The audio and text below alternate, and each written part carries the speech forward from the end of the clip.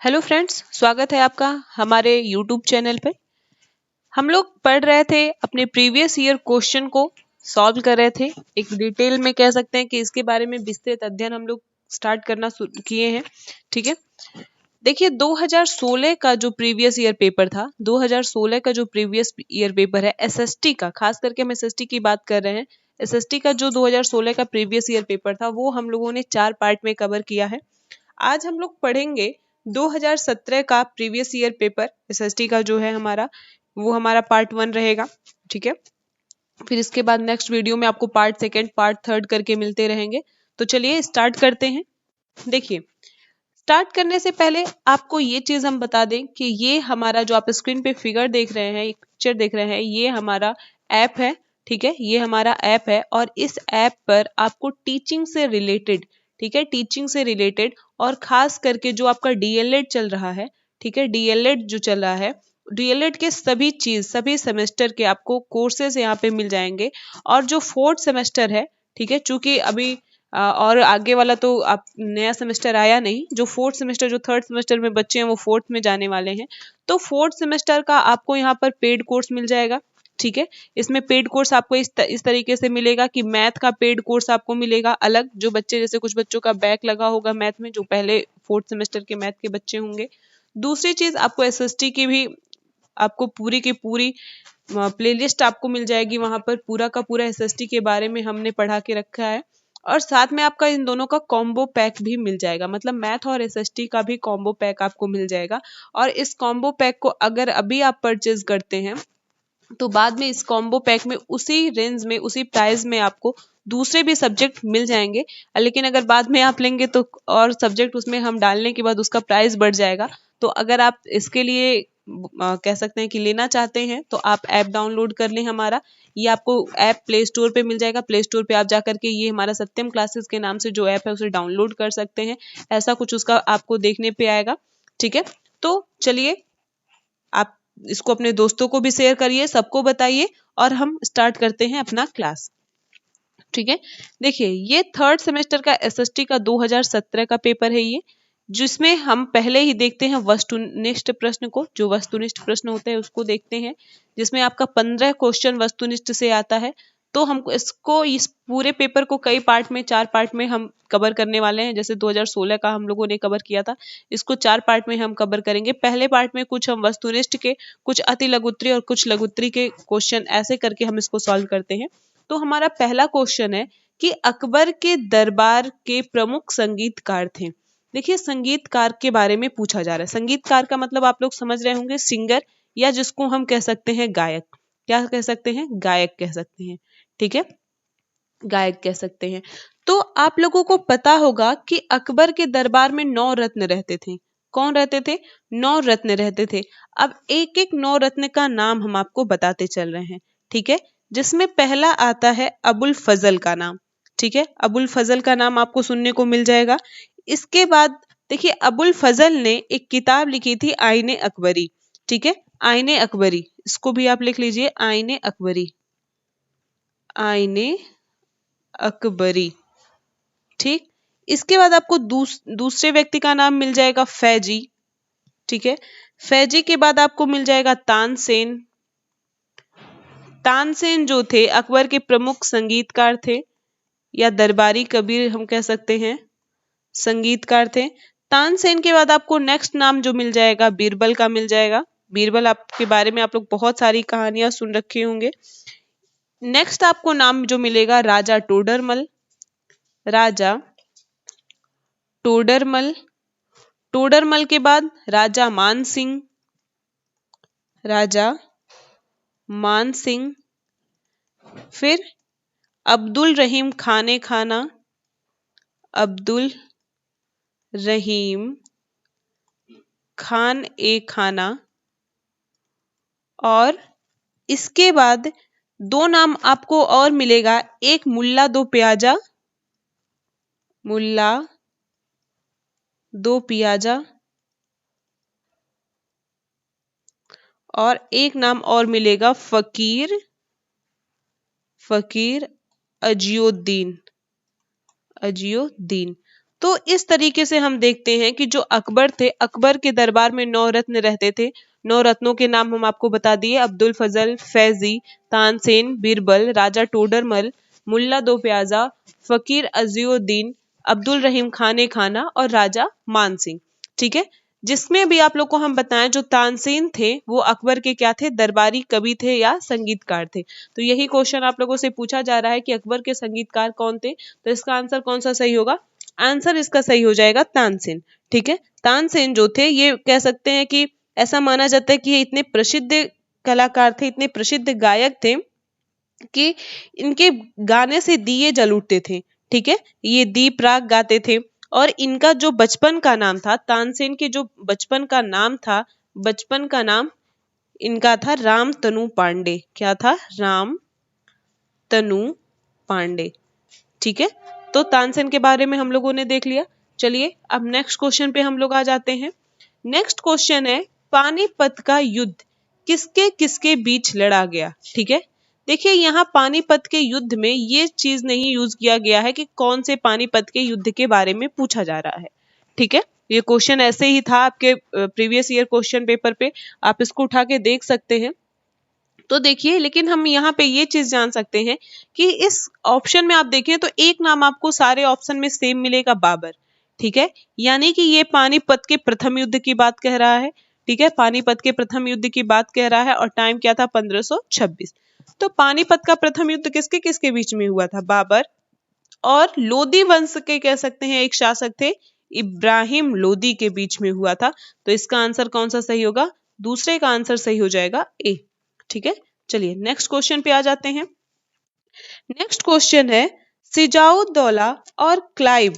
ठीक है, सिजाउद्दौला और क्लाइव के बीच में प्लासी प्लासी का युद्ध कब हुआ था, प्लासी का युद्ध कब हुआ, सॉरी प्लासी का युद्ध सिजाउद्दौला तथा क्लाइव के बीच लड़ा गया युद्ध। देखिए ये क्वेश्चन मैंने गलत पढ़ लिया, इसको फिर से आप लोग सुनिए।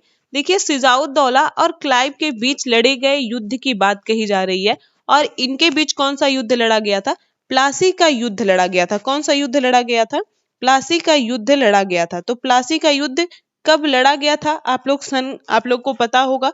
तो प्लासी का युद्ध जो है ये 1757 में लड़ा गया था। कब लड़ा गया था, 1757 में लड़ा गया था। सिराज एक तरफ सिजाउद्दौला थे और एक तरफ लॉर्ड क्लाइव की पूरी सेना थी। ठीक है, सिजाउद्दौला के कुछ सैनिक जो थे वो जा करके क्लाइव से मिल जाते हैं, सिजाउद्दौला के साथ विश्वासघात होता है जिससे प्लासी का युद्ध कौन जीत जाता है, लॉर्ड क्लाइव जीत जाता है। और कब लड़ा गया था, 1757 में लड़ा गया था। ठीक है, इसी युद्ध के बाद माना जाता है कि धीरे धीरे जो अंग्रेज हैं वो भारत में अपना साम्राज्य स्थापित शुरू कर दिए थे। ठीक है, वो साम्राज्य में घुसना शुरू कर दिए थे, राजाओं से वो ऐसी मित्रता रखने लगे थे कि राजा उनको अपना राज्य देने के लिए तैयार होने लगे। ठीक है, देखिए इसके बाद जो चौथा क्वेश्चन है, चौथा क्वेश्चन पूछ रहा है कि सहायक संधि प्रणाली का प्रयोग किया। ठीक है, यहाँ पे देखिए भारत में प्रयोग करने की बात कही जा रही है। सहायक संधि का प्रयोग जो है वो लॉर्ड कॉर्नवालिस ने किया था। किसने किया था, लॉर्ड कॉर्नवालिस ने किया था। क्या था ये सॉरी ये मिस हो गया, ये लॉर्ड कॉर्नवालिस ने नहीं किया था, इसको लॉर्ड वेलेजली ने किया था। किसने किया था, लॉर्ड वेलेजली ने किया था। एक मिनट में इसको इरेज कर देती हूँ, इरेज कर देती हूँ कि सहायक संधि का किसने सबसे पहले स्टार्ट किया। ठीक है, तो देखिए भारत में सहायक संधि का प्रारंभ किसने किया था, लॉर्ड वेलेजली ने किया था। किसने किया था, लॉर्ड वेलेजली ने किया था। अब देखते हैं कि लॉर्ड वेलेजली ने ये सहायक संधि का प्रयोग किया, तो ये सहायक संधि क्या थी, सहायक संधि। ठीक है, देखिए सहायक संधि ये थी कि जो ब्रिटिश होते थे, ठीक है, जो ब्रिटिश होते थे वो अपनी सेना, ब्रिटिश अपनी सेना भारतीय राजाओं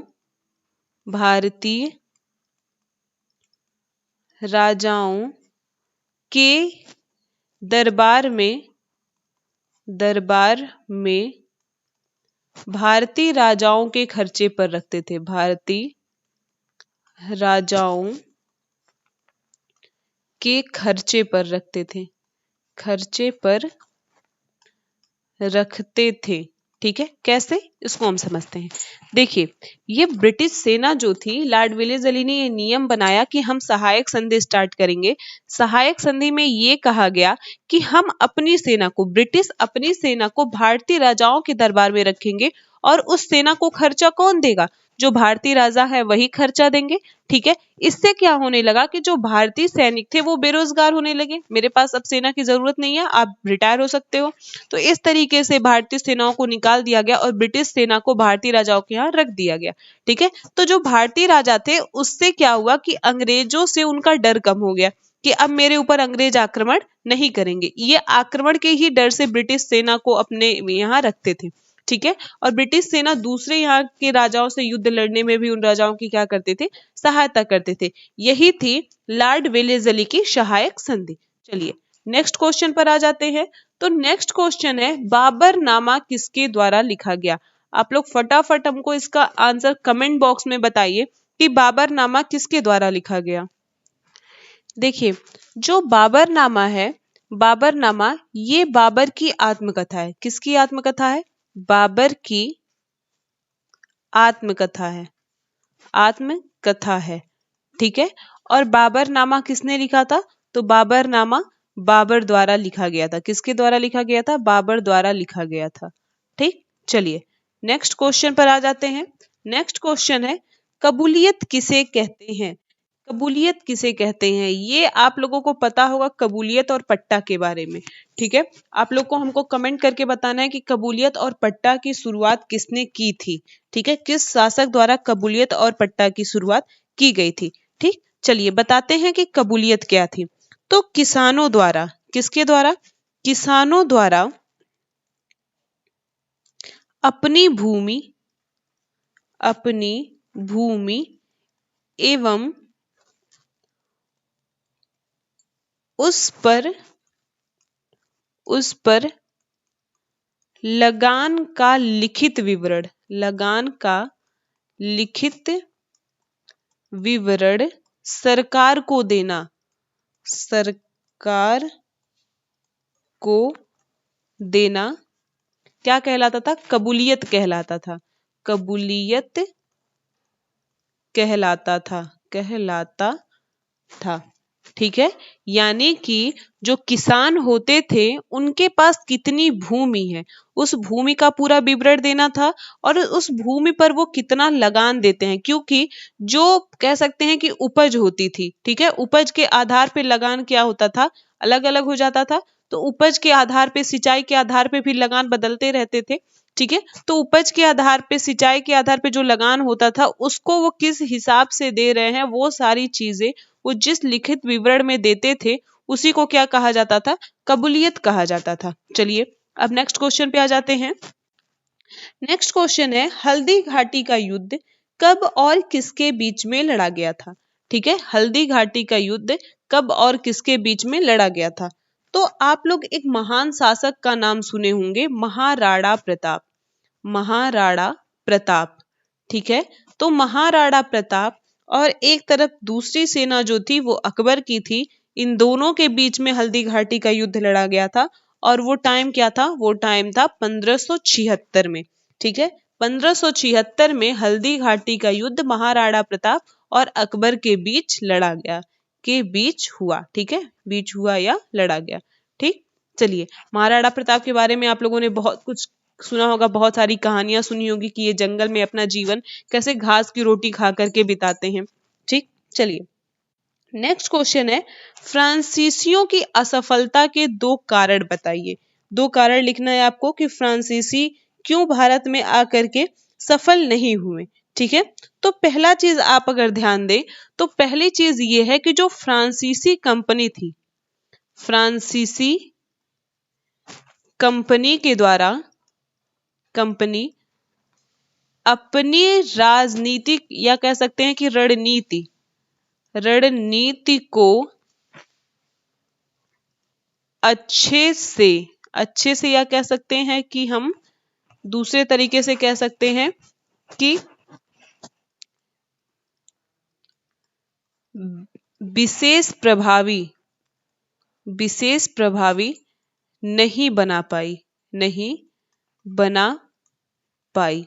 ठीक है, यानी कि जो फ्रांसीसी कंपनी थी वो रणनीतियां, जो काफी अच्छी रणनीतियां उन लोगों ने बनाई थी। ठीक है, आप लोग को पता हो तो बहुत सारी जो कह सकते हैं कि रणनीतियां थी वो फ्रांसीसी कंपनियों के द्वारा ही अंग्रेजों ने लिया था, ब्रिटिश ईस्ट इंडिया कंपनी ने लिया था, लेकिन इन्होंने अपनी रणनीति को लागू कर दिया, लेकिन जो फ्रांसीसी थे वो अच्छे से प्रभावी उसको नहीं कर पाए। और दूसरा क्या कारण कह सकते हैं कि कंपनी जो थी, ठीक है, जो फ्रांसीसी कंपनी थी, कंपनी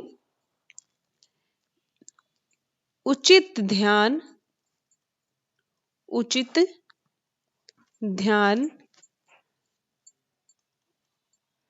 नहीं देती थी।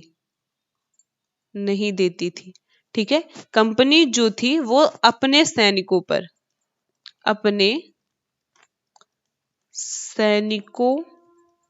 पर उचित ध्यान नहीं देती थी, जिससे सैनिक जो थे वो ठीक तरीके से काम नहीं करते थे, ठीक प्रकार से कार्य नहीं करते थे। ठीक है, तो ये सब कुछ कारण थे जिससे फ्रांसीसी कंपनी भारत में सफल नहीं हुई, बाद में ये चली जाती है।